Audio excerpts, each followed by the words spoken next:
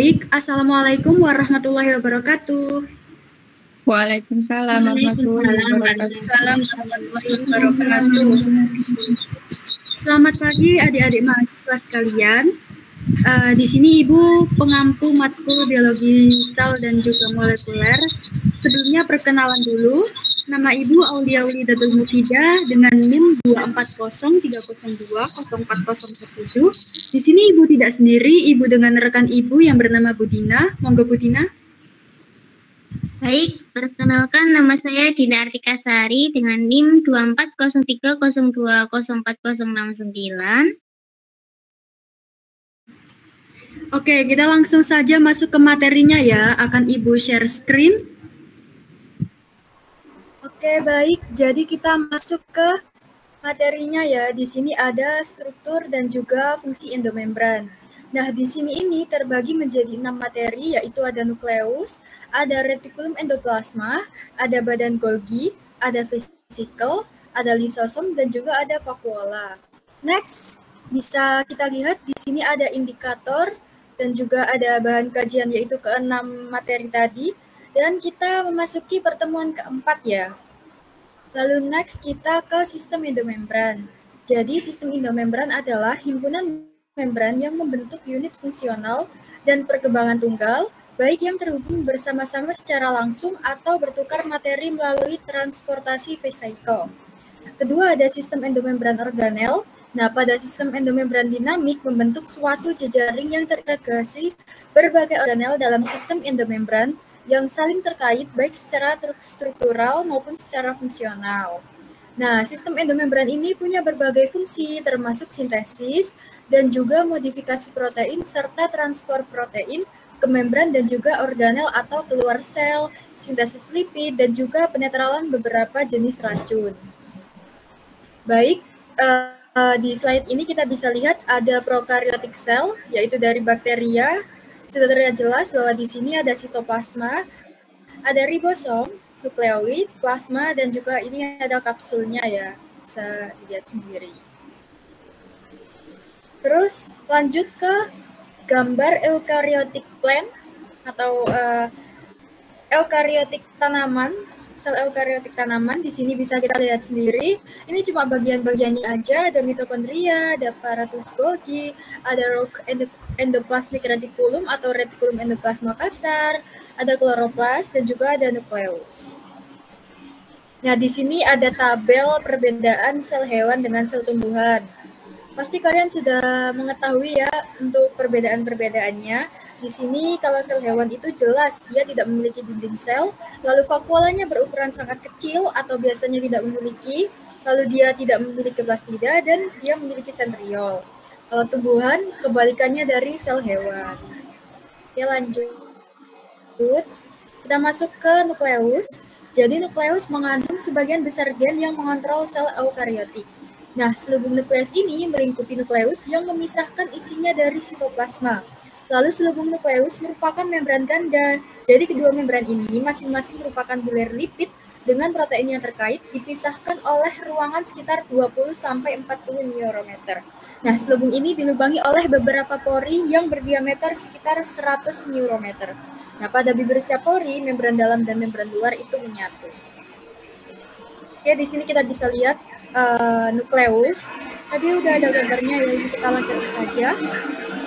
Oh iya, ini penjelasan dari gambar ini. Ada beberapa fungsi membran nukleus, yaitu berkaitan erat dengan DNA nukleus, melindungi komponen-komponen yang nukleus, memisahkan nukleus dengan isi sitoplasma, atau memisahkan kompartemen metaboliknya, dan juga sebagai kerangka struktural dari nukleus. Kita lanjut ke nuclear envelope. Ini ada gambarnya, jadi yang hijau ini ada nuklear lamina dan yang ungu ini nuklear envelope. Baik, ini ada gambar nuklear envelope-nya. Saya jelaskan detail ya, tapi agak ringkas. Jadi di gambar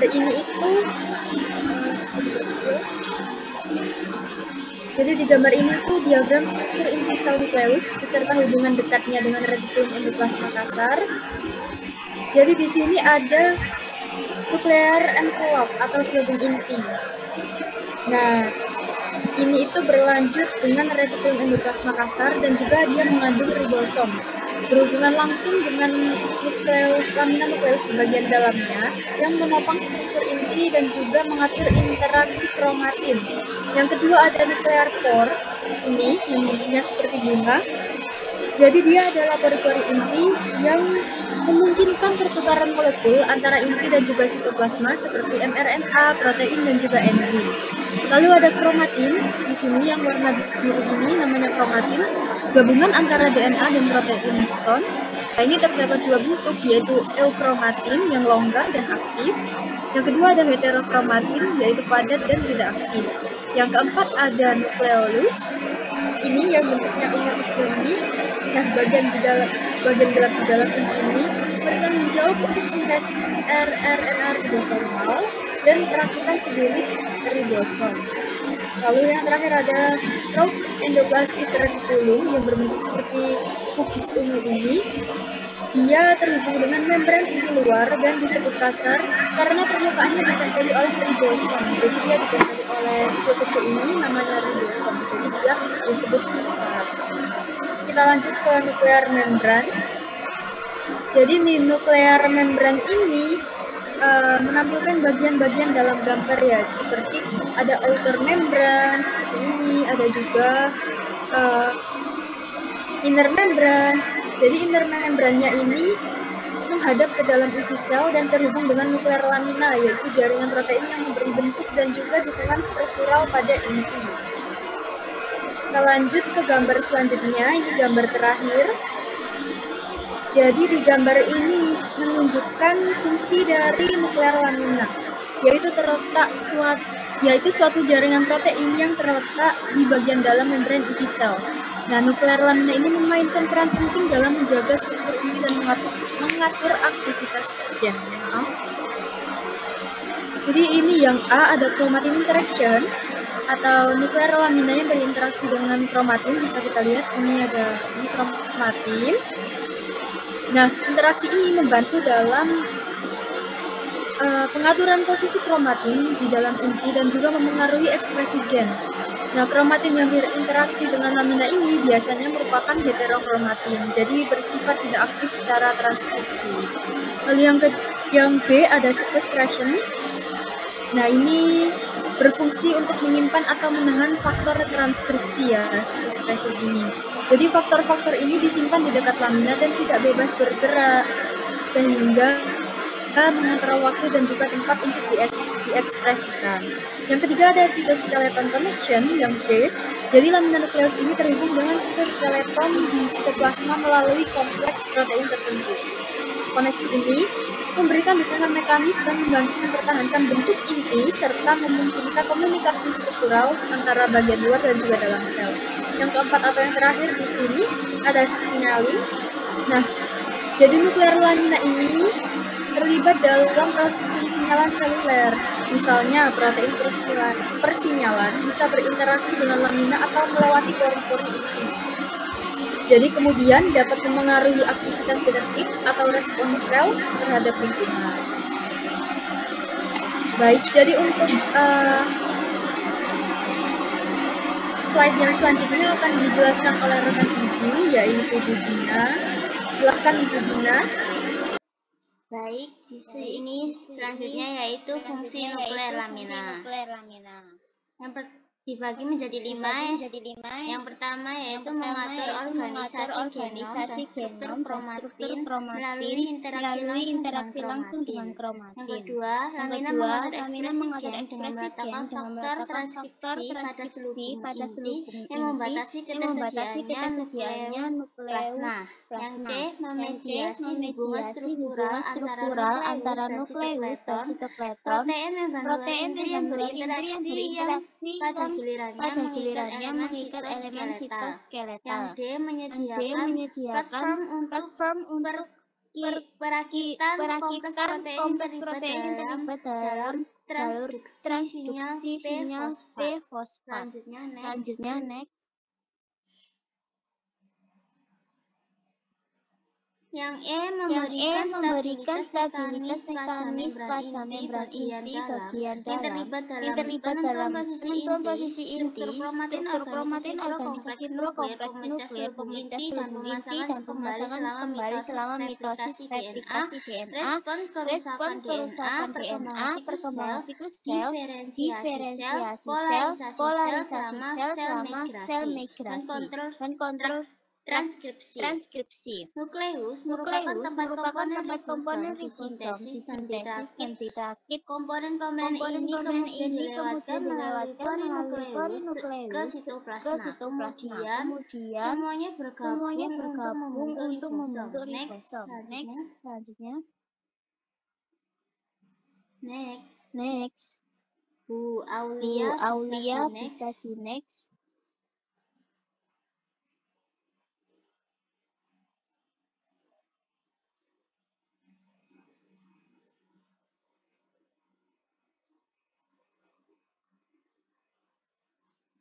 Nah, ini gambarnya bisa dilihat sendiri. Di sini ada nuclear core complex in the nuclear envelope.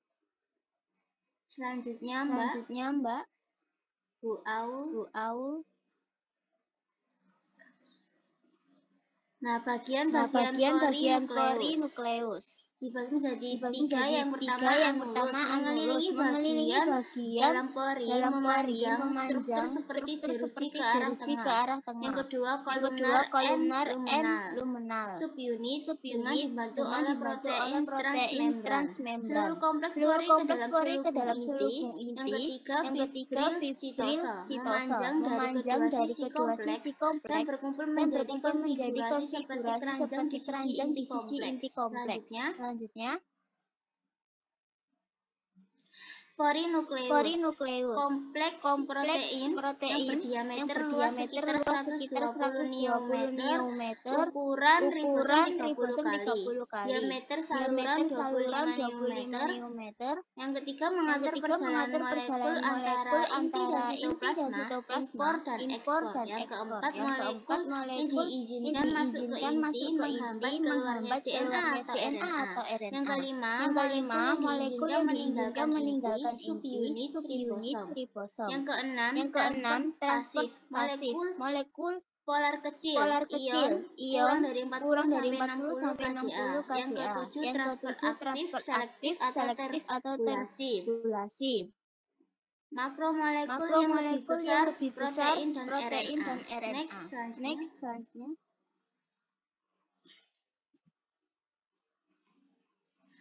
Nah, selanjutnya yaitu gambar yang menunjukkan struktur retikulum endoplasma atau RE dalam bentuk 3 dimensi. Retikulum endoplasma adalah organel yang memiliki peran penting dalam sintesis dan transportasi berbagai molekul di dalam sel. Berikut penjelasannya. Nama retikulum endoplasma kasar atau rok endoplasmik ditunjukkan oleh bagian tua yang memiliki bibit-bibit kecil di permukaannya. Fungsi utamanya adalah menghasilkan dan memodifikasi protein yang akan disekresikan keluar sel atau digunakan di dalam membran sel. Yang kedua, retikulum endoplasma halus atau smooth endoplasmic reticulum. Fungsi utamanya yaitu meliputi sintesis lipid atau metabolisme karbohidrat dan detoksifikasi racun. Yang ketiga adalah ribosom yang ditampilkan sebagai titik di permukaan RE kasar. Tempat pembentukan rantai polipeptida atau protein. Yang keempat nukleus atau inti sel yang mengandung materi genetik atau DNA. Yang kelima nuklear envelope atau selubung inti yang mengatur lalu lintas molekul keluar dan masuk nukleus berhubungan langsung dengan retikulum endoplasma. Gambar ini menggambarkan hubungan erat antara inti sel dan retikulum endoplasma yang bersama-sama mendukung sintesis protein dan lipid yang dibutuhkan sel untuk berfungsi. Next, selanjutnya. Ibu Aul bisa di next. Ya, ini merupakan retikulum endoplasmik. Retikulum endoplasmik atau RE merupakan lipatan membran yang demikian banyak sehingga retikulum ini meliputi separuh lebih dari total membran dan sel-sel eukariotik. RE ini terdiri dari jaringan tubular dan gelembung membran yang disebut sisterna. Yang ketiga, terdapat dua daerah RE yang struktur dan fungsinya berbeda jelas sekalipun tersambung. RE halus dan RE kasar. RE halus diberi nama demikian karena permukaan sitoplasmiknya tidak mempunyai ribosom. RE kasar tampak kasar melalui mikroskop elektron karena ribosom menonjol di permukaan sitoplasmik membran. RE halus sebagai jenisnya berfungsi dalam bermacam-macam proses metabolisme termasuk sintesis lipid, metabolisme karbohidrat dan menawarkan obat dan racun. Di samping membuat protein sekrotoris RE kasar bisa boleh ke bawah Ibu Aulia.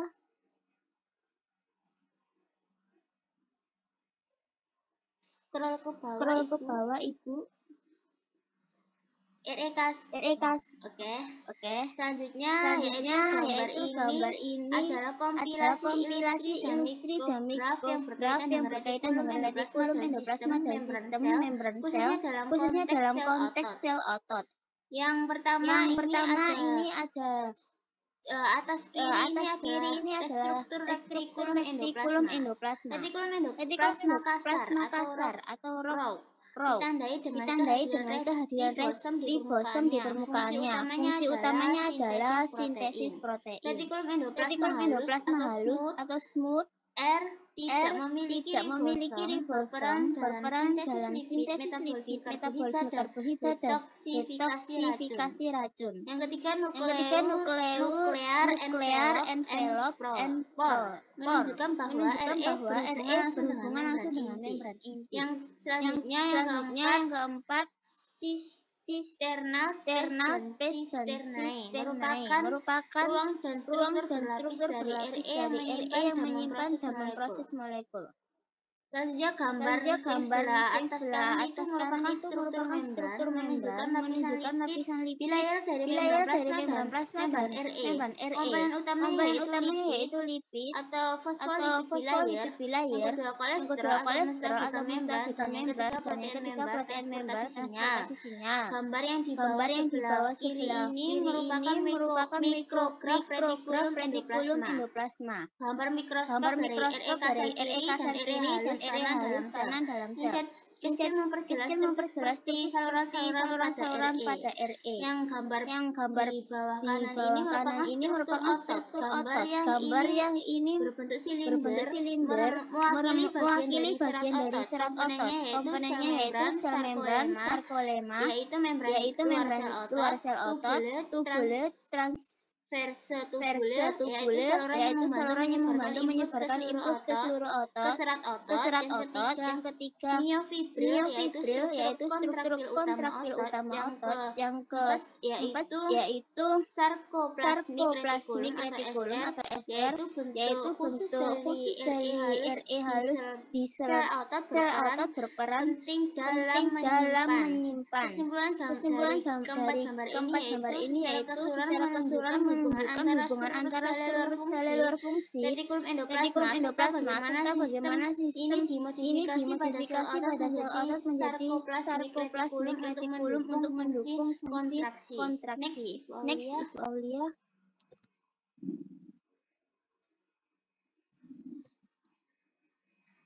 Ibu Aulia bisa di next.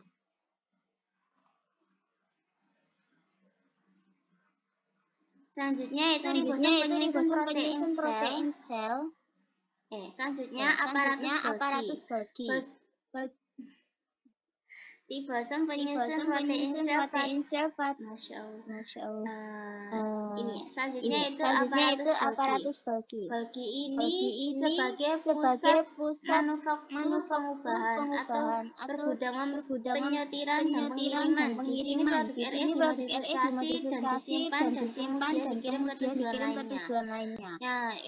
Selanjutnya aparatus Golgi terdiri dari kantung membran cisterne Suatu sel dapat memiliki beberapa tumpukan kantung membran.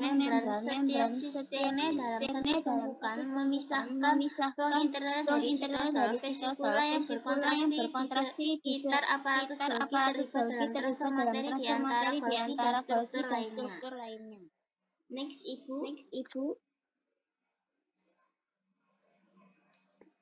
Ibu Aulia bisa di next. Nah, gambar ini menjelaskan aparatus Golgi sebagai tumpukan kantung pipi atau sisterna. Di situ terdapat gelembung-gelembung kecil yang mencuat dan itu adalah vesikel. Vesikel ini adalah alat transport yang membawa protein yang telah diproses dan dikemas oleh Golgi. Gambar di sebelah kanan adalah gambar TEM. Sebenarnya dari aparatus Golgi dapat dilihat seperti kantung-kantung yang bertumpukan dan terikat membran serta vesikel di sekitarnya dalam pembesaran 61.500 kali memberitahu sebesar gambar tersebut telah diperbesar. Next, Ibu. Ibu Aulia bisa di next. Ini jalur pergerakan vesikula. Gambar ini merupakan ilustrasi jalur sekresi dalam sel eukariotik atau proses produksi pengemasan dan pengiriman protein. Yang pertama yaitu nukleus dan retikulum endoplasma kasar atau ROC-ER yang mengandung DNA yang memberi instruksi untuk membuat protein. Yang kedua, vesikula transport dari ER ke kompleks Golgi protein yang sudah dibuat di ROC-ER dibungkus dalam vesikula dan dikirim ke kompleks Golgi untuk dimodifikasi lebih lanjut. Yang ketiga, kompleks Golgi atau Golgi kompleks. Di sini protein akan dimodifikasikan, misalnya ditambah karbohidrat. Yang keempat, vesikula dari Golgi. Protein yang sudah dimodifikasi dibungkus dalam vesikula baru yang siap dikirim ke tempat tujuannya. Yang kelima, eksositosis ke membran plasma. Vesikula bergabung dengan plasma membran sel dan mengeluarkan isinya ke luar sel. Proses ini disebut eksositosis. Selanjutnya, Ibu.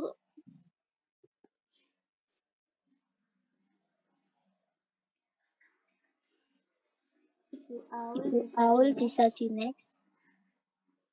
Gambar ini menjelaskan jalur fisiosintesis atau sekretori pada sel, yaitu proses pembentukan dan pengeluaran zat. Yang pertama yaitu nukleus atau inti sel, tempat DNA berada memberi instruksi sintesis protein. Yang kedua, retikulum endoplasma atau ROC-ER, tempat sintesis protein terutama yang akan disekresikan atau dikirim ke membran. Yang ketiga yaitu kompleks Golgi aparatus. Protein dari ER dimodifikasi dan dikemas menjadi vesikula di sini. Yang keempat, vesikula sekretori, kantung kecil yang membawa protein dari Golgi ke permukaan sel. Yang kelima, membran plasma, tempat vesikula bergabung dan melepaskan isi keluar sel. Next, Ibu.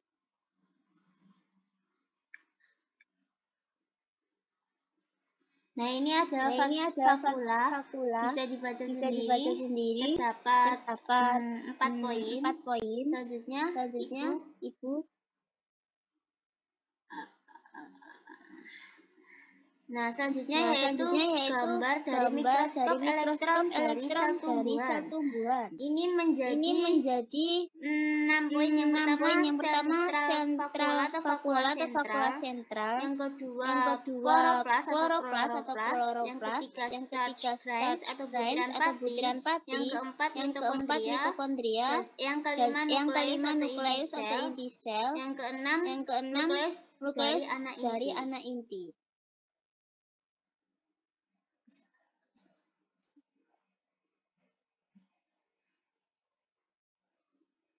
Banyak sel tumbuhan menggunakan vakuola sebagai tempat pembuangan produk samping metabolisme yang akan membahayakan sel itu sendiri jika produk samping ini terakumulasi dalam sitosol. Yang kedua, sebagian vakuola mengandung banyak pigmen yang mewarnai sel tumbuhan seperti pigmen merah dan biru dari mahkota bunga dan membantu memikat serangga penyerbuk untuk datang ke bunga tersebut. Vakuola dapat juga membantu melindungi tumbuhan melawan pemangsanya.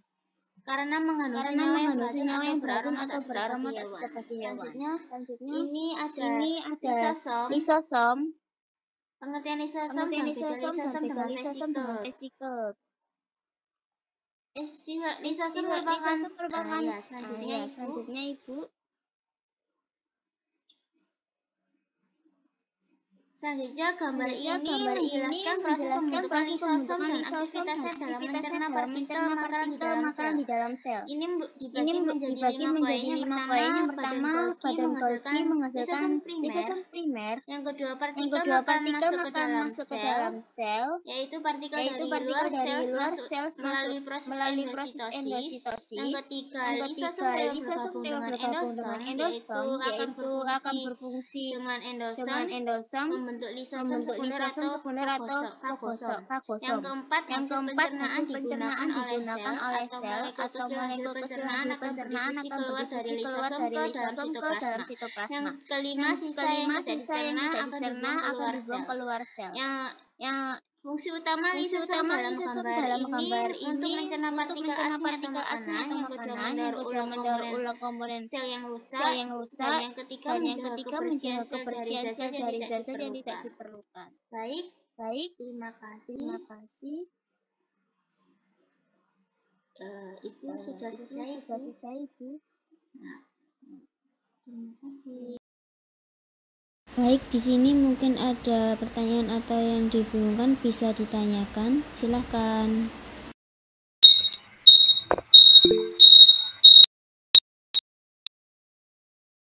Baik, Mbak Roro, dipersilahkan untuk pertanyaannya.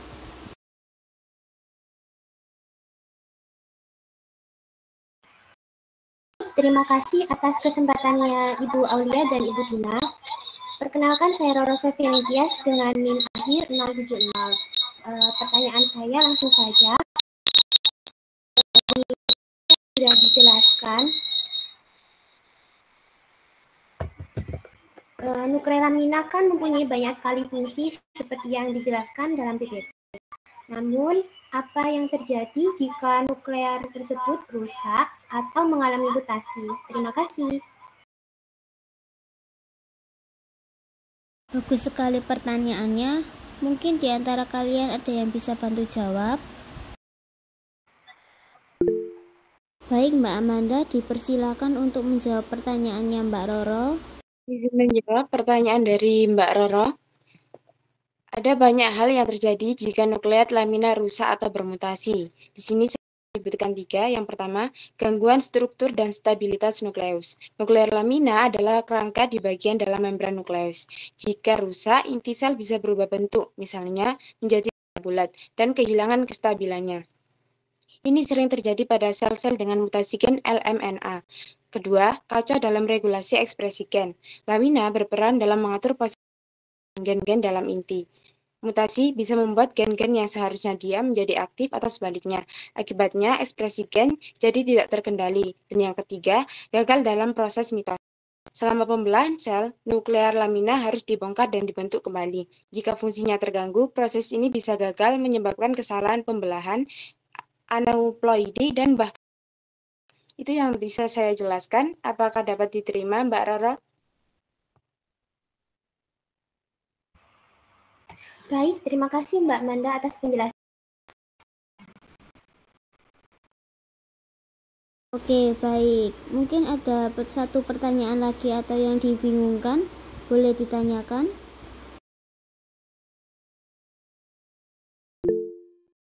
Baik, Mbak Ira, dipersilahkan untuk pertanyaannya. Baik, terima kasih atas kesempatannya Ibu Aul dan Ibu. Di sini izin bertanya untuk mengenai PPT yang sudah dijelaskan. Pada PPT yang dijelaskan tadi kan ada mengenai retikulum endoplasma yang memiliki perbedaan pada ribosomnya. Nah, pada retikulum endoplasma kasar dan halus itu, apakah memiliki fungsi yang sama atau berbeda ya? Terima kasih. Bagus sekali pertanyaannya. Mungkin ada yang bisa bantu jawab. Baik, untuk Mbak Feriska bisa langsung dijawab. izin menjawab. Jadi ada fungsi utama retikulum endoplasma kasar dan ada dalam fungsinya. Yang pertama yaitu fungsi retikulum endoplasma kasar. Fungsi utamanya yaitu yang pertama sintesis protein. Yang kedua yaitu modifikasi awal protein. Jadi setelah disintesis, protein dapat mengalami modifikasi awal seperti pelipatan dan penambahan glukosa tertentu sebelum badan Golgi. Yang kedua adalah fungsi retikulum endoplasma halus. Fungsi utamanya yaitu sintesis lipid, dan penyimpanan ion kalsium. Apakah bisa diterima, Saudara Ira? Baik, sudah. Terima kasih Mbak Feriska. Oke, baik. Sekian untuk materi hari ini. Ibu cukupkan di sini. Sampai ketemu kembali di pekan depan. Wassalamualaikum warahmatullahi wabarakatuh. Waalaikumsalam warahmatullahi wabarakatuh.